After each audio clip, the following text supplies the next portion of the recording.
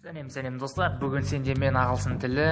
Бүгін біз өте қызықты сөздерді өтетін боламыз. Ал егер сендер дайын болсаңдар, мен бастаймын.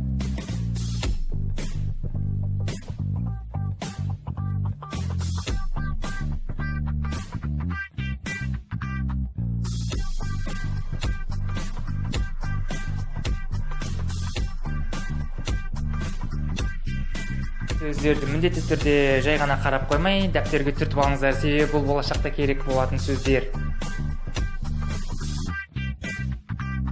Сөзімізде инта деген сөз, бұл сөздің алдына жалғанатын қосымша болып есептелінеді. Ағылшын тілінде көптеген сөздердің алдына осы инта сөз қосу арқылы аралық өзара деген мағынаны білдіреді.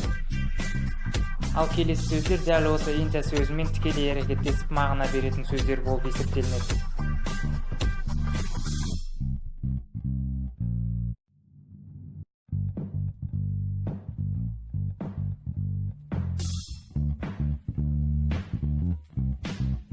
Ал сіздер интаның екінші мағынасын білесіздер ме? Ал егер білмесеңіздер, оның мағынасы жерді сату деген мағынаны білдіреді.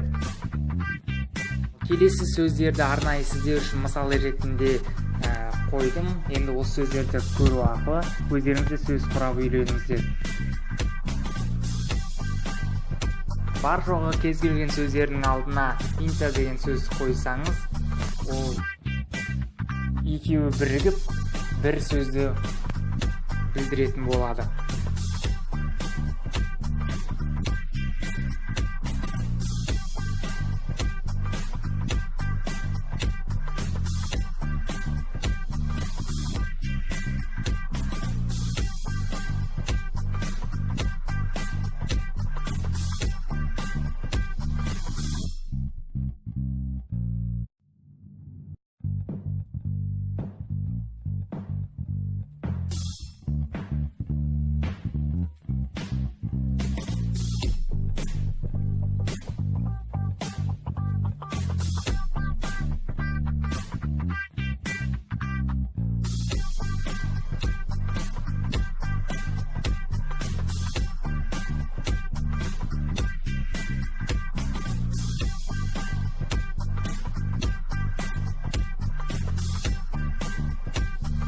Каналға тіркел, үліпіл бас.